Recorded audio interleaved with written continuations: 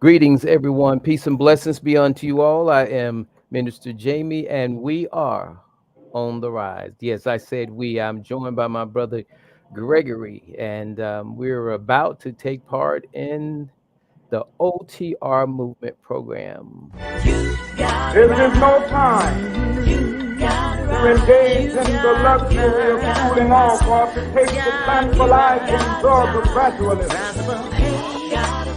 And I, for one, will join in with anyone. Don't care what color you are, as long as you want to change this miserable condition that exists on this earth. Greetings, I am Jamie Eaton. Join me Fridays at 8 p.m. to our On the Rise movement. All right, welcome back. We always start with prayer, and today is no different. Let us pray. Most Holy Father, we thank you. Father, we just thank you for the opportunity for another program. We pray that as we partake of this discussion, that you will open all ears, minds, and hearts to include our own. Let something be said that's going to make a difference in someone's life, something educational, motivational, inspirational, that we might be tempted to rise to the occasion. And in rising to the occasion, we are able to rise above life situations and circumstances. So we give you honor and glory in all things. We pray that this program will be a blessing to those that are here, those who are to come, and those who shall find it later. In all things, we give you honor and glory. In Jesus' name, amen. All right, all right. All right, my brother, how are you? I'm doing great. Well, that's good to hear. I thoroughly enjoyed your last week, and I know that tonight is going to be just as good and even more informative because we talked about some things. And as I mentioned to you earlier, before we get into the program, for those who might have come here looking for the things we discuss, I'm going to give you a moment to kind of share with us anything you brought to the table. So go ahead. All right. So I brought to the table, it is called the Community Home Investment Program. It is a grant that each state gets. It adjusts from year to year. In 2024, Georgia got $12,500,000 for people that apply to this grant. Anyone can apply to this grant, including the city of Atlanta, which unfortunately they used the last bit of money for 2024, but you can always apply to be the first one on the list for 2025. It's a very straightforward process, but it does take a very long time. So that's why I advise everybody to do it as soon as possible. Okay. And you say the city, they're in competition with the city for that same money? Well, yes, anyone within the state of Georgia can apply for this money. It's Oh, okay. given to us. It's given to the state of Georgia by the United States. Um, Donald Trump, he signed off the initiative to bump up that number because it used to be like 5 million, but when Donald Trump was in office, his cabinet made it at least 10 million for the cheapest state. So the cheapest state right now is Mississippi. They only get 10,100,000, whereas the most expensive state, which is California, they get 52,500,000. And Georgia gets 12,500,000. Okay. So that's something to Mr. Trump's credit. That's great. And you said it takes a while to get it. So it's if a person applied this year, it might be well, I know it's gone for this year, but Right. if someone actually did the paperwork this year, that would put them in a good position next year, or do you think it'd probably be the year after? Well, What is no, it would be counted for next year because it would be in a stack. It would literally just go in a stack with everyone else's. So the deadline for next year is January 31st. So that's the deadline to get it in. okay? All right. And if you can, I don't know if you're using your cell phone, if you're at a desktop, but if you can put a link in the room that Okay, let me put that in there. And even if you So send it to me, I can then add it to for the viewers. right. So the most any one person or one single family can get is $1.1 million. And that's literally just to build a house from the ground up. That means purchase the land, that means build the house, and that means then you have 30 years to pay back that $1.1 million. Now, it's even though it says grant application, keep in mind it is a loan and it goes to the government. So it is a loan. Just keep that in mind. Right. It is something that you will have to pay back. And, usually people, when they hear grant, they hear, oh, I don't have to pay that back. This you do have to pay back. And they will put you on a minimum 30-year loan. And because in order to qualify, you have to have some sort of income. Mm-hmm. You can have Social Security, you can have SSI, you can have any type of disability, but it has to be some income. You have to show that you've been receiving income for, I think it's 3 months, and they don't go based off of your credit. They just go based off of you having income. Because once you prove that you have income, you have told the government, I can make money. So therefore, they require you to make money from then on. Because if you stop paying them, they are very swift in taking that land back. Right. And that's interesting that you should say that, because I kind of look at a lot of programs that are out there. When people make money available, they look for people to default, because this is property here, or some things that with you getting the money, you go make the plans, you go through all the details and build it. And when you forfeit it, here's this structure that you have built, money that's you still obligated to. And here the people that actually gave you the money now has both. You do the money and now they have the property. I know people don't enter into a situation like that expecting that, but as you stated, in case you happen to fail, you can see how it would be incentivized for them to come and get that property, because that property, just as they gave you money, it represents future monies. Correct. And let me copy this. Okay. And I'm going to paste this in the chat. Listening to what you're saying, I guess I have to rethink some of the things I see on the internet. I see these ads where people say you can actually get your home or get your home repaired for free. So they may be referring to, pots of money of that nature. Correct. I didn't take those things serious. I always look at, there has to be a catch to that. But listening to what you're saying, there are actually programs that exist of that nature. Correct. So if you need help fixing your home, there is a certain amount of money that you can get. I think it's up to $500,000, depending on your home. Like if you need a rehabilitation home, like for instance, it's a rundown house, they'll give you $500 just to rehab it and make it livable again. But I encourage people just to get that land, get your home built on that land, and they'll give you $1.5 million to do that. Now, it is income eligible, so you can't make 6 figures. Your household cannot bring in 6 figures as well. So if it's you, your wife, your uncle, your aunt, and all them, and y'all all bring in at least $100,000 together, you're not going to qualify for this program. So you have to just go ahead and say, if you make over $100,000, you're not going to qualify. Okay.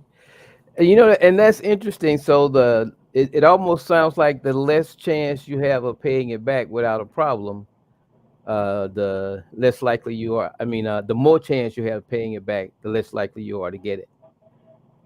Well, so what happens is you get approved at one time. Let's just say you start working at UPS and they start you out at $65,000 a year. Right. You qualify for this loan. You build your house. You start working. You get pulled up into upper management. You start making $150,000. They're not going to take that loan away from you. Right. You just have an easier way of paying it off now. Right. Okay. Yeah, I was looking at the fact that if I made 150,000, I'd have more money available to pay. But what you're saying is once I reach that 100, I'm no longer qualified. Right. You no longer qualify for that government loan. Now, if you make Right. 100,000, you qualify for a traditional bank loan. Let's just be honest about that. No, I get you. I'm just saying that so the people understand as we look at this program, it isn't something that's going to make life easier for someone that has the big figures. It's not a something that's going to be available. That's kind of what I'm getting at. It Right. does it's kind of limited. Okay. And you had mentioned the taxes. Anything on that? Oh yeah. So with taxes, I have consistently, I think the most I've ever paid for taxes as being a single black man living in Atlanta. I think the most I've ever paid was $1,000, and that's when I was 22. That's the most I ever paid. And Okay. After that, my godfather, he's a CPA. I'm sorry, a CFO. He is a CPA, but he doesn't practice that anymore. He practices being a CFO. He said, you know what? You don't have to pay this much. He's like, why did you pay that much? I said, well, that's what they told me I had to pay from TurboTax. And they said, well, TurboTax screwed you over. He said, you shouldn't. He said, do you own anything? I said, I own my car. He said, you shouldn't pay no more than $250 a year. I said, how? He said, I'll show you. He said, I own a house, 2 cars, and I got 2 babies in college, and I don't pay more than $500 a year. I said, Mhm. oh, how you do that? And he showed me the rundown. So, to put it plainly, go ahead and spend the money to get a true CPA or a CFO. Spend the money, spend that $200 to get one of these people to help you do your taxes, because TurboTax is not going to tell you if you spend $200 a year on gas, that's a write-off. They're not going to tell you that. Mhm. TurboTax is going to say, oh, well, if you'll get a couple dollars here, a couple dollars there. But if you have to wash clothes to go to work, like you wear a uniform, that's a write-off, because I know you're going to spend more than $100 or $200 in a year. Mhm. If you have to buy supplies for your work, like let's say, Miss Jamie, you're a nurse. Let's say you got to buy gloves. That's a write-off if you spend more than $200 a year for that. If you have to spend gas for work, that's a write-off. If you have to spend even public transportation, if you spend more than $200 and you can prove that you bought $200 worth of MARTA tickets, that is a write-off. Okay. And so you went from a single man paying $1,000 and you start writing these things off. Little by little, it drops down to about $250.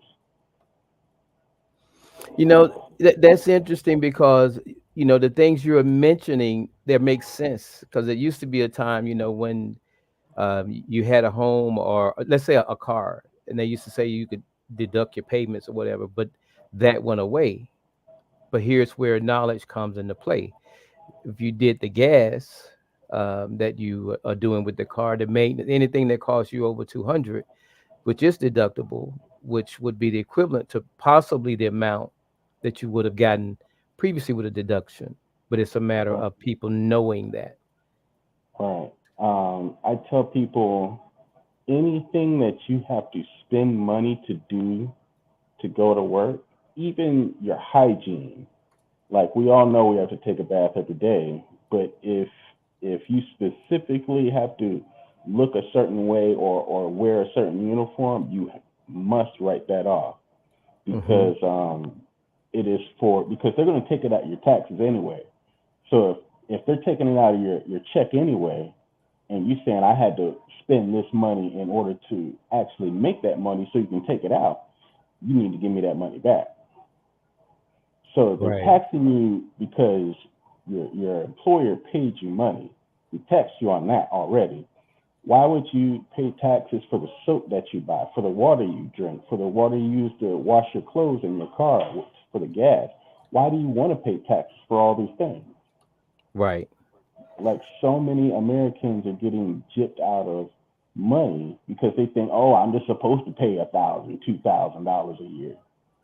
Now, if you own property, that's a different story. You just pay your taxes. Don't be a Wesley Snipes. Pay your property tax. Whatever it costs, pay it. And if you don't know how much your property costs, go look at Zillow. Zillow will tell you how much the previous owner paid, and you just tack on 10%. Right.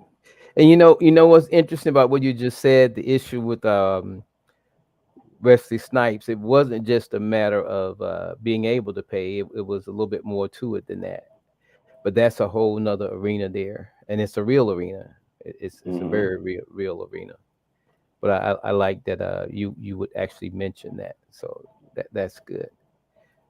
Okay. Any link on that where a person can go and research it, or? Well, I would say you can find so just like the Georgia State has a Georgia bar, you can find a certified public accountant, CPA. Just go to georgiacpa.com, and they have everyone that has taken a test and that is licensed in the state of Georgia is in that directory. You just type in your city and state, and you can pull up hundreds of thousands of people that are certified that can do your taxes. Okay, I got you. And a note just to add to that, it does make a difference who you choose. Make sure you use your discernment, because some people yes. Interview people. You're right, hiring them, interview them. right, because there's some things you're going to go in there and don't know. Person might give you just enough to make the reputation, but when you got someone that is committed, as you say, that I think the person that you made reference to was, that person's going to look out for you, and that's what we all need today, particularly in our community. Well, I appreciate, brother. Go ahead. I thought you finished. Start interviewing these your CPAs. Start interviewing them now. Go to their office, see who they are, see what their office is about, see if they're, how they treat you. Because it's like hiring a lawyer. They don't have the same credentials as a lawyer, but they can get you in trouble if they don't do it correctly, or if they can make you pay more money than you need to pay if they're not paying attention to what your life is about. So you have to sit down and talk to them. This is what my life is. My life is this. I have these kids. I have this bills. I have that bill. I make this amount of money. And I have even talk about disability. So I have this disability. I have to pay for aspirin. I have to pay for this. Tell them every single expense down to the penny. Even if you buy a roach spray for your house, tell them that. That's why people that pay the least amount of taxes, they keep a box full of receipts. Right. Those people pay the least amount of money because they keep track of every single tax they paid when they had to buy something. So because every time you pay for something, you have to pay a tax. If it goes towards something like your work or your livelihood, you get a break for that. So keep everything. Keep all if you have to keep, I pay everything digitally so I can keep track of my digital receipts that way. Right. Okay. So that's the best way. Just hire somebody, interview them. Don't go to H&R Block. Some of them are good, but they're trying to just get you in and out. They're trying to get numbers. Right. Go to actual CPA, georgiacpa.com. Find find someone, interview them, and they're going to be in a high, nice office, but you're interviewing them. You tell them, you ask them, what can they do for you? Because you're going to have to pay them. You're going to pay them $200, $300, $400, $500, depending on how much money you're getting back. And when you pay them, you need to know that they're going to do a good job for you.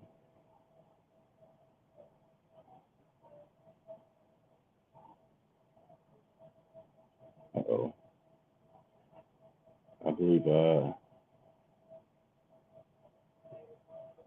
where did Miss Jamie go? But, just to continue on until he gets back in here,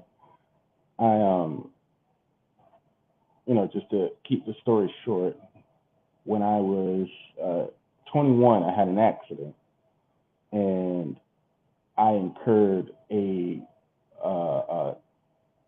I think it was like $50 million medical bill.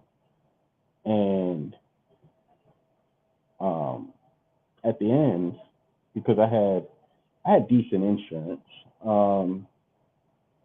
it was going to cost my parents like $200,000 after that. And they said my godfather, which was the CPA for our family at the time, he said, "Oh no, you're not paying that." He's like, "How many times did you visit him in the hospital?" And they started writing things off just one by one, tick, tick, tick, tick, tick. And when it came down to it, they only had to pay like $5,000 or $6,000 out of a $50 million bill. So it costs, like when y'all were complaining about Donald Trump paying only $700, he had a very good CPA in his corner.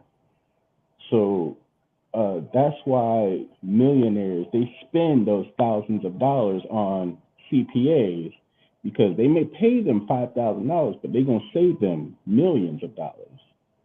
And it just goes to show you that if you spend your $500 on a CPA, you're going to save yourself thousands of dollars. Would you rather spend $500 on a CPA or file your taxes for free with TurboTax and end up paying $2,000? Right. Okay. And that makes sense. I have a friend that's a CPA, and when I talk to him, I always tell that he was pretty savvy. But one day we were actually talking about business, and he started asking me questions, and I realized it gave me a whole new respect for what he does, because the questions he asked, they were very pointed, and the type of thing that he needed to know, or that I needed to know. So I really thanked him for that, and I even told him that that I realized that there's a lot more to what he do than I had known in the past. So when you say CPA and the significance of it, that's very important, Right. because when you get into those receipts, there's some people, I don't know if you can you still do the thing with your own business?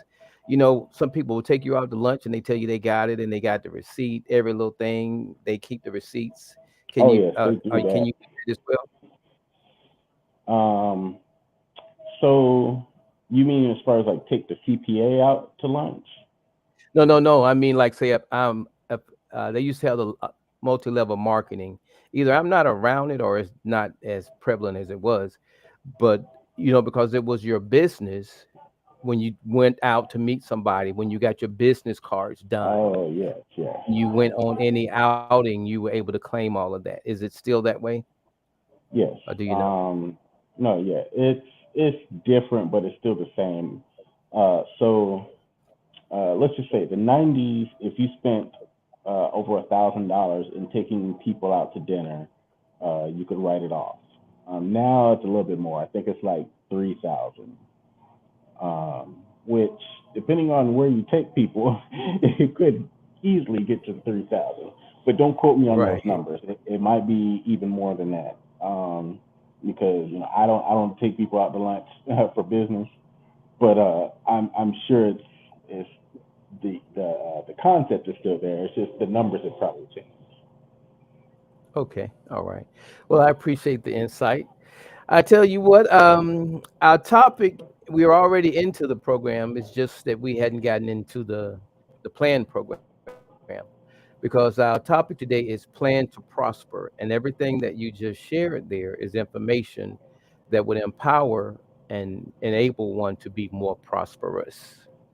Now, when we talk about prosperity, as we're kind of looking at it today, how would you define that word prosper? Plan to prosper. What is, I mean, that means something different to a lot of people depending on what their vocabulary is.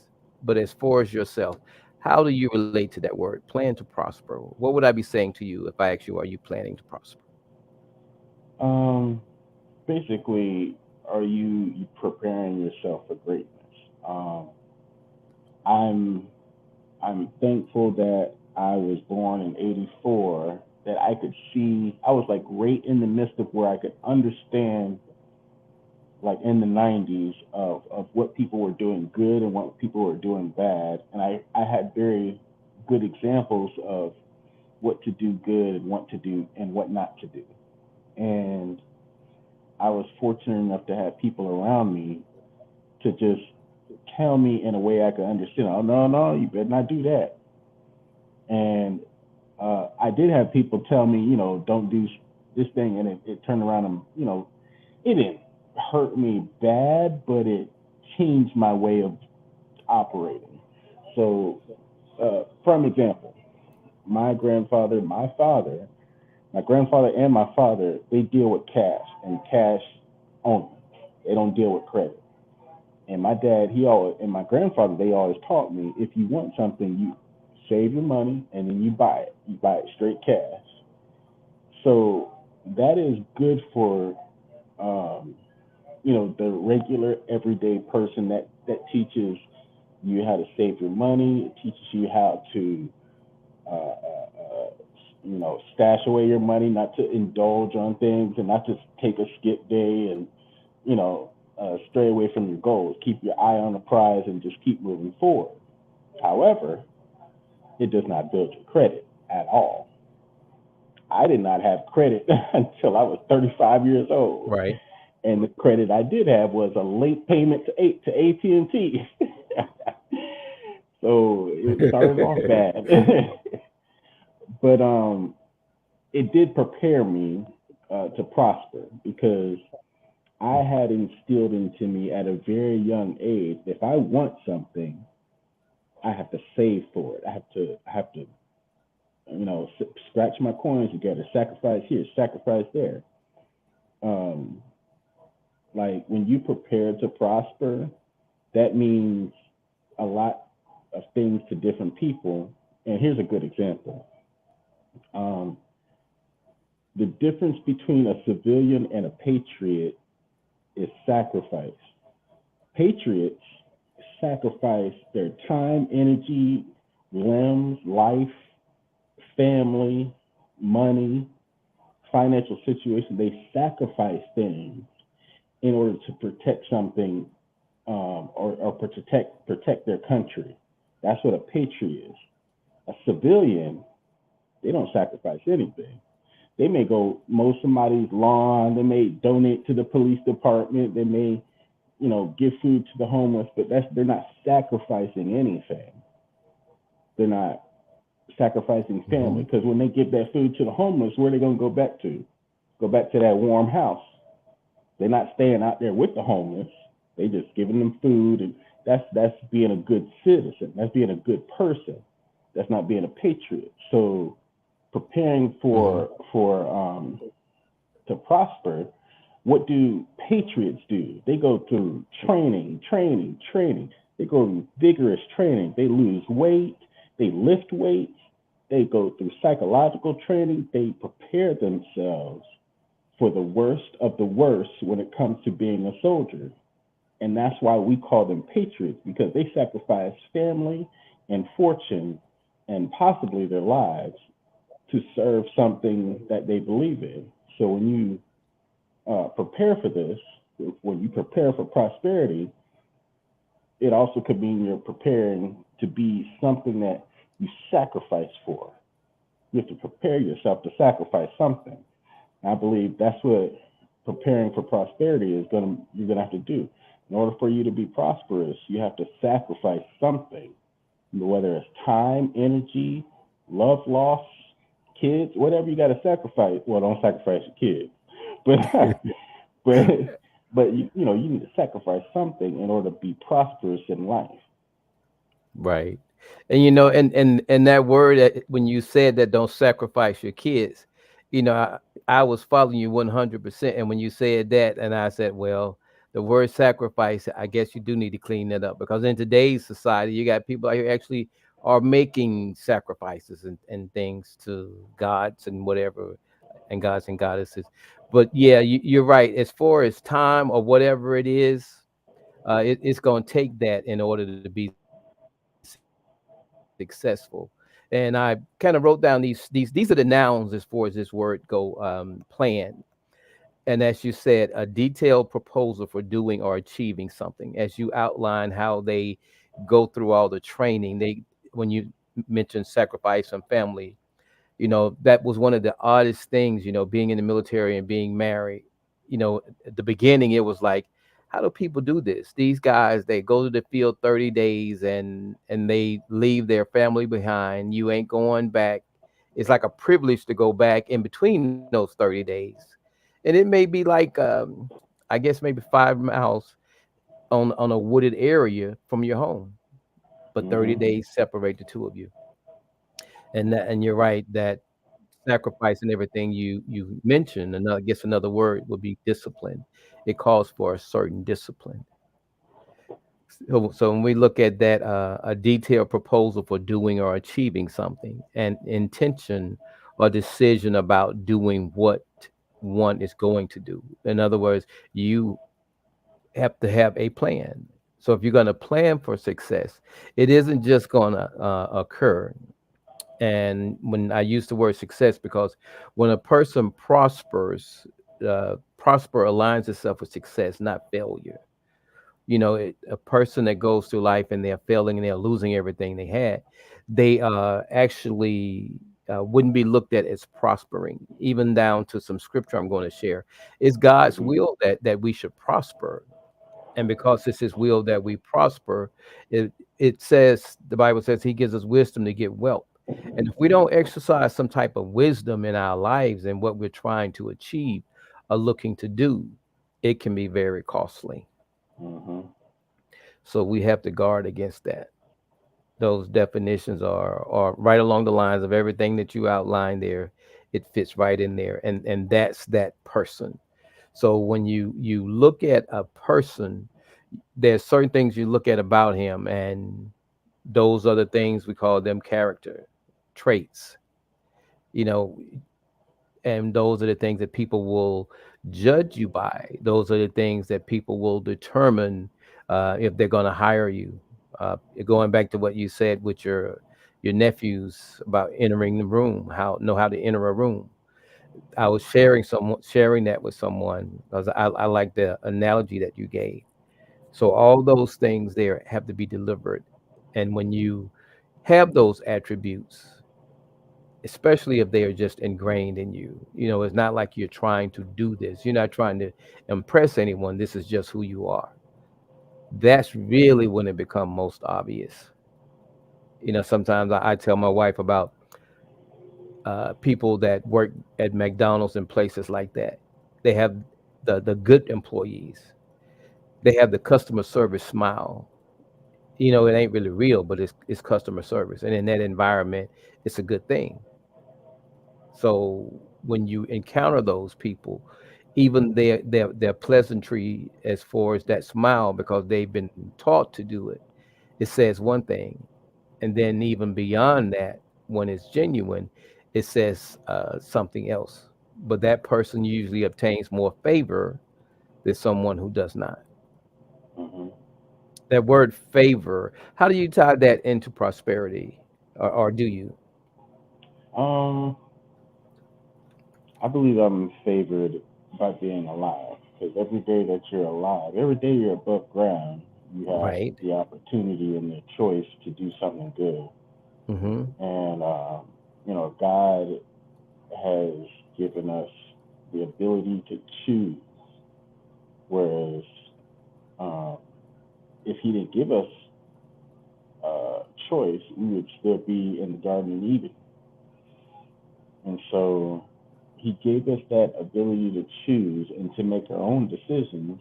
And because we made those choices, we have to learn how to live with our choices. And I could be a short story. I'm a single man, and I chose to be single because I've had more dates than you have fingers and toes, and I've had more girlfriends than you have fingers and toes. Mm-hmm. Okay. And that's not a brag. That's actually an insult to myself, because it took me this long to figure out, well, maybe it's me. Maybe I'm the problem. So maybe I need to fix some stuff. And that's embarrassing and wise at the same time to say it's me, it's not them. And a few times it was them, but mostly me. And I can admit and I can say that, until I'm ready, I'm not forcing the issue. When I'm ready, God will show me that I'm ready. And it wasn't about, romance. It wasn't about money. It was literally about me and what I needed to do in my life. And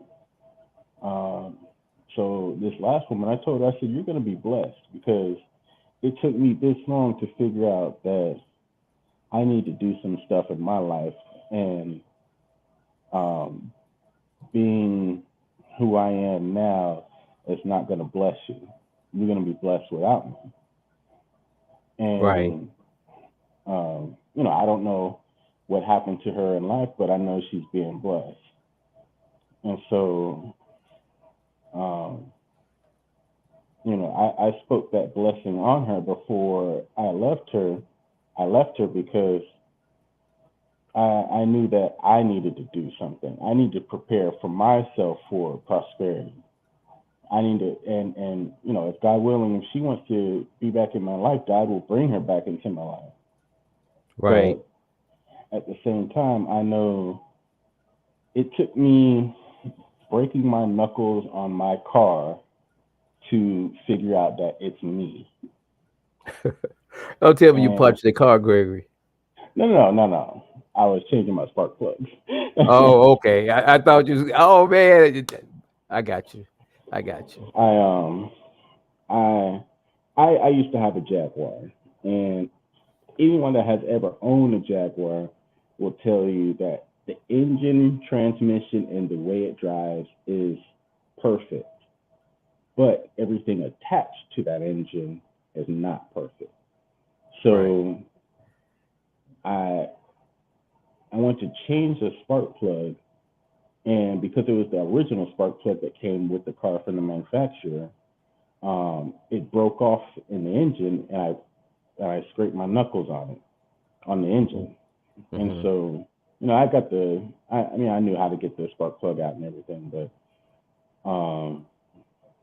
what it showed me in that moment, it was basically, I used, my skin being broken as the metaphor. Maybe you need to scrape some stuff off of you to get down to who you really are and get down to the root of things. And I sat there in that car under that hood and I prayed to God. I said, God, I think I know what you're saying. I said, I understand you made me bleed to see it, but I understand what you're saying. I understand that you're saying you need to get all this stuff from around you, break some stuff off. You need to shed some things just to get down to the core, because you can't get to a diamond without digging through the earth. That's the only way you're going to get to it. And you got to move some rocks. You got to move some mountains to get to that shiny diamond. And so in order to get down to who I am as a person, as a man, I had to get rid of some things. I had to get rid of this dirt. I had to get rid of that gravel. I had to get rid of all this soot. I had to shine myself up and say, look, this is where I am now. Mm-hmm. You know, it's interesting you should say that, because you were the way you were because you didn't know what you knew later. Does that make sense? Yeah. Until you realize or entertain the thought that it could have been you, you went about as though it was everything around you.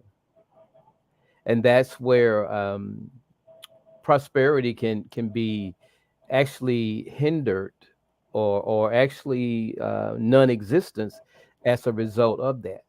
So when you look at the program today, when we say plan to prosper, there's some significance behind that, because you can plan to succeed or you can plan to fail. And if you don't have a plan, you know, though you didn't say commit to failing, but you're literally on the path to do so because you lack the plan.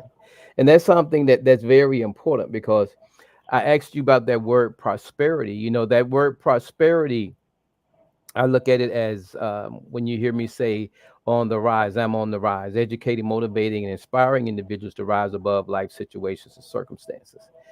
People can better understand that when you think about people that are blocked in, or actually, if you use the analogy of someone that's being locked up, you know, even that cell is one boundary. Even if they went out on the prison yard, that's another.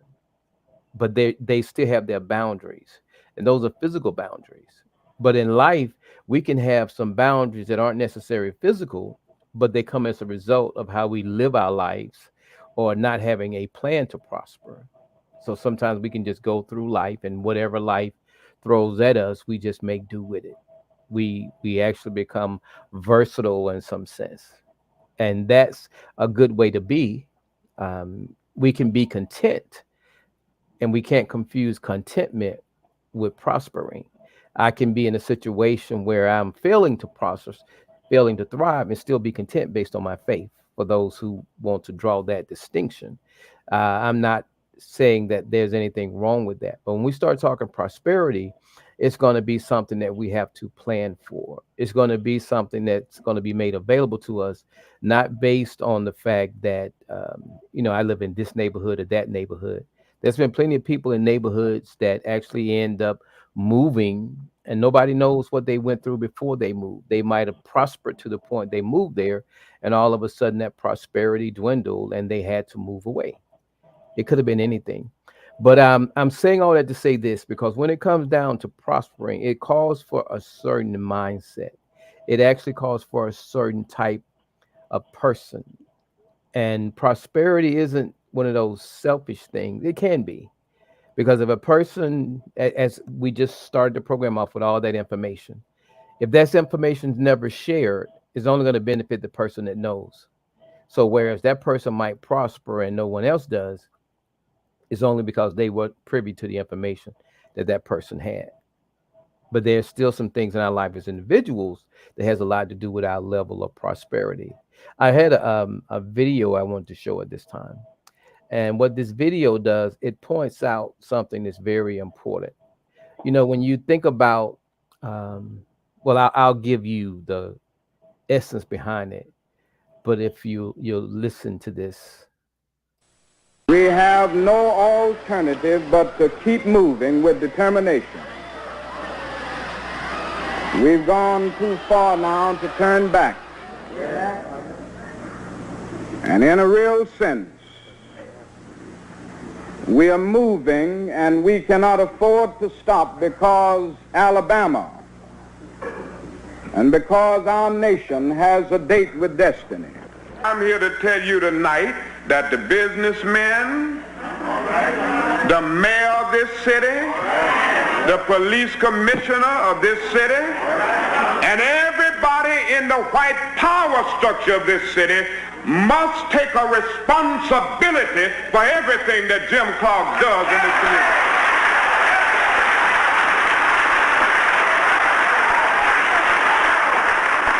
It's time for us to say to these men that if you don't do something about it, we will have no alternative but to engage in broader and more drastic forms of civil disobedience in order to bring the attention of the nation to this whole issue in Selma, Alabama.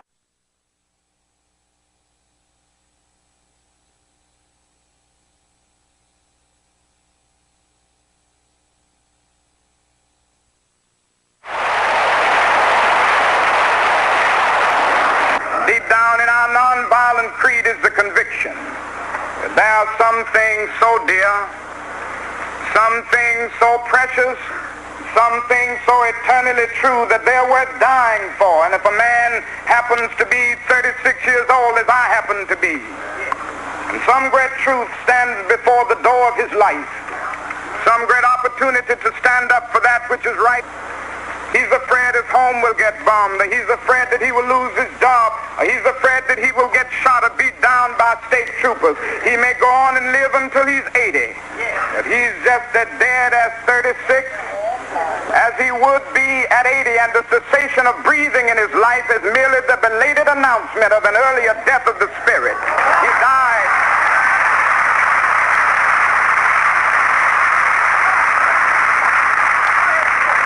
A man dies when he refuses to stand up for that which is right. A man dies when he refuses to stand up for justice. A man dies when he refuses to take a stand for that which is true. So we're going to stand up right here amid horses.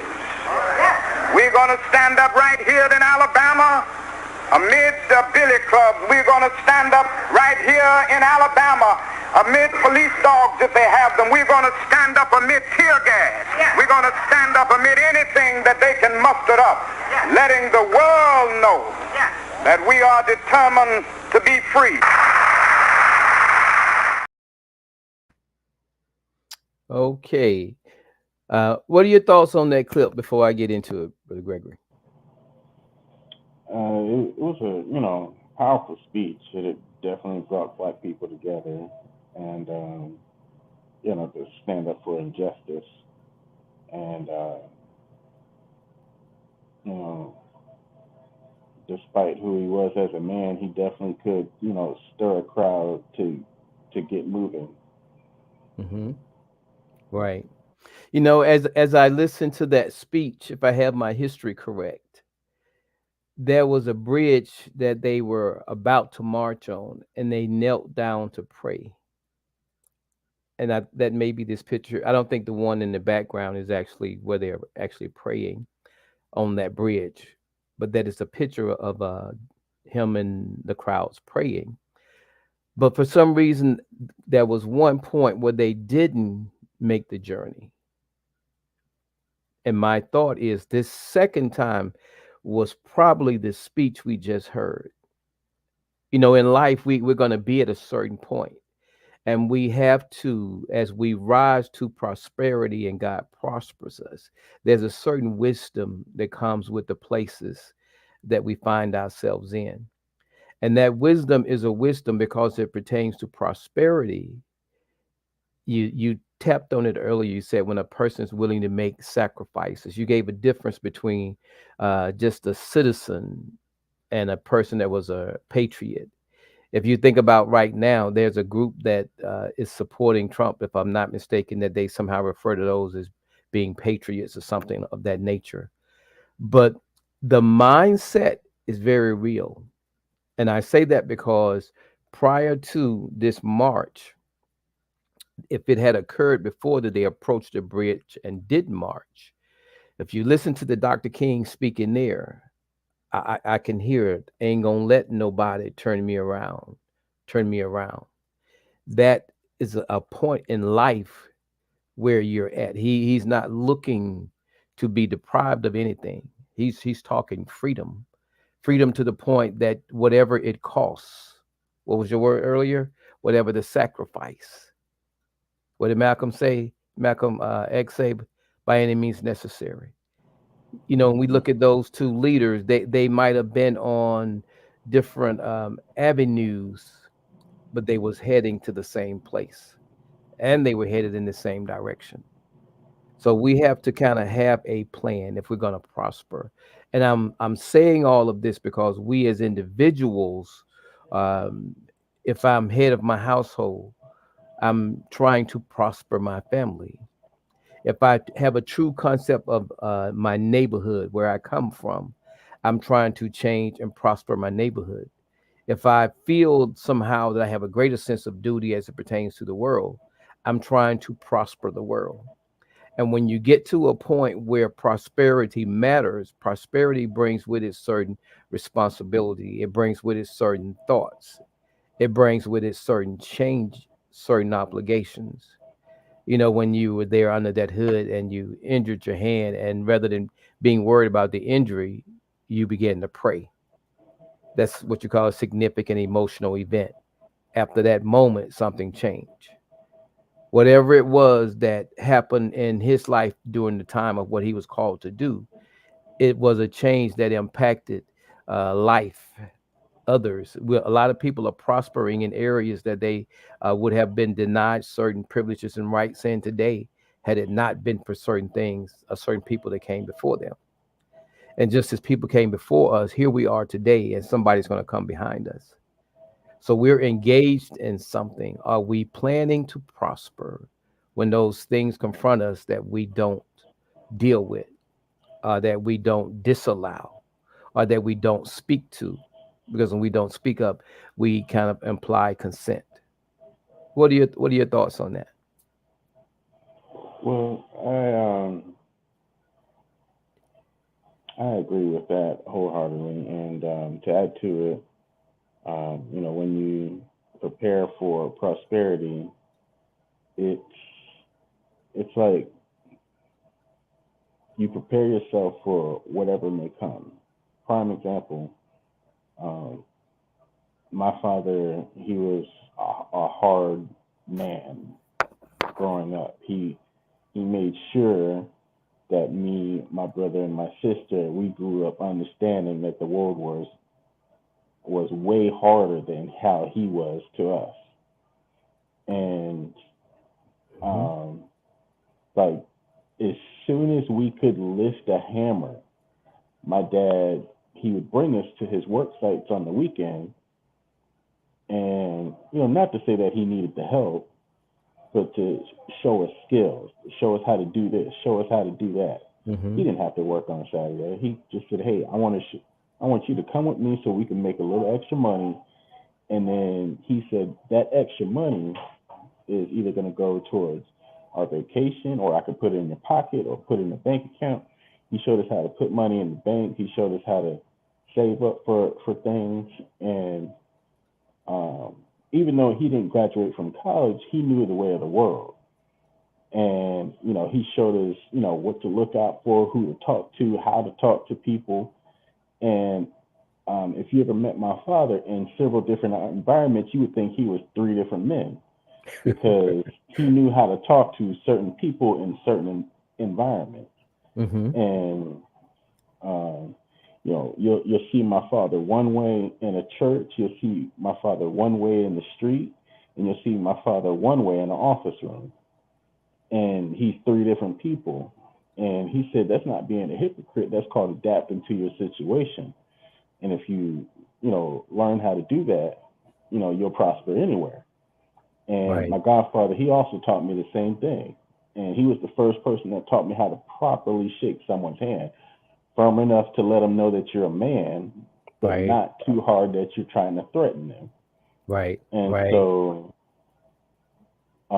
he said, don't let it be too soft. He said, no one wants to shake a dead fish, because all they're going to do is toss you aside, toss you off the boat if you're a dead fish. Mhm. And so I had men in my life to prepare me for the world. And I think the first time I learned that their preparation worked was when I got to Tuskegee University, and I shook my history teacher's hand. I used the B word in his classroom, and he asked me, what's the definition of that word? I told him what I thought it was. He said, that is not the definition. Look up the definition, give me a 1,000-word essay by next week. And I was mad. I was heated. I was hot. But then when I started looking up the word, I was like, well, dang, I didn't know it meant all this. So I wrote the essay. Right. And he kind of skimmed over it at the beginning of class. And he said, come here, Mr. Pope. And we had a lecture hall. So he came down, and while I was walking down, everybody was like, ooh, you in trouble. And he said, well done, Mr. Pope. You don't get any grades for this, but well done. And he shook my hand. And when I shook his hand, he said, that's how you shake somebody's hand. And he put me in the front after that. All right. Because in his class, you had to earn to be in the front. You couldn't just sit in the front. Wow. You had to earn your way to be in the front. And so, that's another thing I noticed in black schools. you don't just sit in the front. You have to earn your way to be in front of the teacher. And I can appreciate that in a black school. But that preparation that he taught me as a child, now he didn't teach me how to cuss, but my history teacher, as another black man, he taught me that if you're going to say something, you better know exactly what you're saying. And so, even though he wasn't my father or my godfather, he is another black man that instead of scolding me and punishing me, he then switched it around and made me learn something. And he said the worst way to be wise is from experience. You should want to be wise just from learning. Right. Hearing you say that, actually, I'm smiling because certain things kind of give you validation. I actually, when I get around young men, even like little boys, I have them look at me and I extend my hand to them and I get ready to shake the hand. And some of them offer me their left hand. And I say, no, the right hand, the right side of fellowship, the strong side of a man. And there's certain things that I impart. I do it intentionally and I know what I'm doing, but I never explain it to them. And, to hear what you're saying, like the teacher had you do the essay, he didn't have to tell you once you finish that essay. The fact that what you learned in doing it was the lesson within itself. And I went, and one other thing, when you said that about where you had to sit, wow, that was something. I like that. I got one more video, and after that video, I'll see if you have anything you want to cover before we close, and then we'll close out here. But this one here is because, as we heard that when Dr. King was speaking, that was a time when it called for a determination. You have to have the determination at all times, because I have to deal in the now. I have to deal in the present. But just dealing in the present, unless you have a plan, you're going to end up being a part of someone else's plan. And I want to say that again. Unless you have a plan, you're going to end up being a part of someone else's plan. And that's not a bad thing, because if you think about it in business, somebody has to own the business and somebody has to work within the business. But if God gives you wisdom to get wealth, there's a parable about talents. One man was given 5, another given 2, and one was given 1. And the person that had the 1, he was extra cautious and careful because he, in a sense, respected or feared the man that gave him the talent. So he hid his talent. No chance of it increasing. But the other 2 went to the marketplace and they were able to double their talents. And the real lesson in this is that the person who did not even attempt to increase his talent was told to give his talents to the person that had the most talents. And if we look at that in life, if God gives us something to do, or we have a certain ambition, if we don't set out to do it for ourselves, we could end up being a part of what someone else is doing for themselves. And if you look at it from a job perspective, we might be an entrepreneur, but we never pursue that. So there's a lot of things that gets into. But I want you to listen to this, because this is something that Dr. King talks about. And if you think about ever building something, the program is planned to prosper. You have to have a plan. Anything usually begins with a plan. And another word for a plan is This is the most important and crucial period of your lives. For what you do now and what you decide now at this age may well determine which way your life shall go. And the question is whether you have a proper, a solid, and a sound blueprint. And I want to suggest some of the things that should be in your life's blueprint. Number one, in your life's blueprint should be a deep belief in your own dignity, your own worth, and your own somebodyness. Don't allow anybody to make you feel that you are nobody. Always feel that you count. Always feel that you have worth. And always feel that your life has ultimate significance. Secondly, in your life's blueprint, you must have, as a basic principle, the determination to achieve excellence in your various fields of endeavor. You're going to be deciding as the days and the years unfold what you will do in life, what your life's work will be. Once you discover what it will be, set out to do it, and to do it well. Be a bush if you can't be a tree. If you can't be a highway, just be a trail. If you can't be the sun, be a star. For it isn't by size that you win or you fail. Be the best of whatever you are. Finally, in your life's blueprint must be a commitment to the eternal principles of beauty, love, and justice. Well, life for none of us has been a crystal staff, but we must keep moving. We must keep going. If you can't fly, run. If you can't run, walk. If you can't walk, crawl, but by all means, keep moving.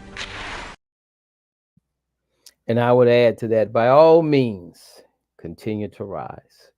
And that rising, that words that were spoken, they didn't speak themselves.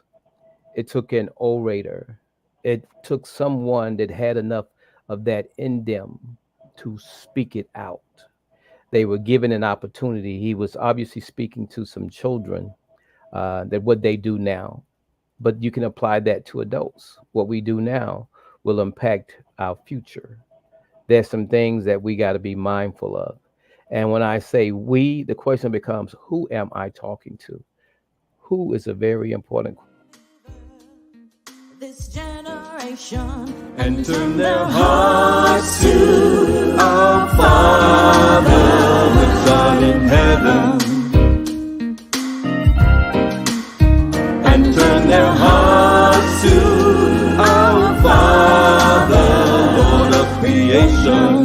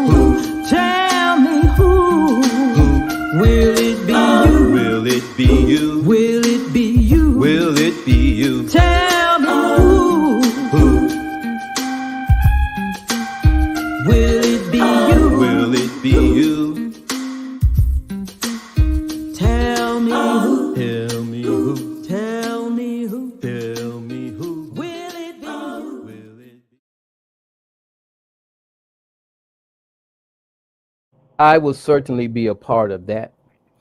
You know, when it comes to things you encounter in life that are worth doing, anything worth doing is worth repeating.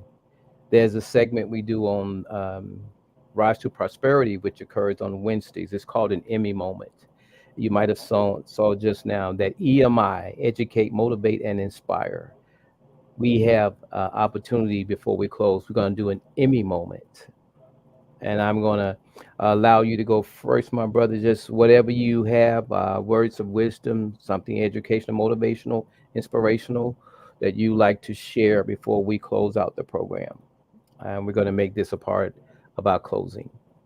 So this is your opportunity for your Emmy moment, please. All right. I've never saw that. I've never seen the video where Dr. King talking about the blueprint to life. However, I have heard of that blueprint before. It just wasn't from Dr. King. I actually heard it twice in my life. I heard it from my president of Tuskegee University at the time, and my grandfather. They both said the same thing. Whether they got it from him or not, I don't know. But I remember them telling me those same things, and in different ways. But they said the first thing you know is know your worth. Know that you mean something to someone, and you should know that you are worth more than dirt. And second, try your hardest. Try your hardest to do something meaningful and impactful in the world. If you can't be meaningful, at least be the oil that makes it keep going. And last but not least, make sure you love your fellow man. Make sure you love them. Make sure you love them just as much as you love yourself. And understand that, it's going to take everyone to make this world better.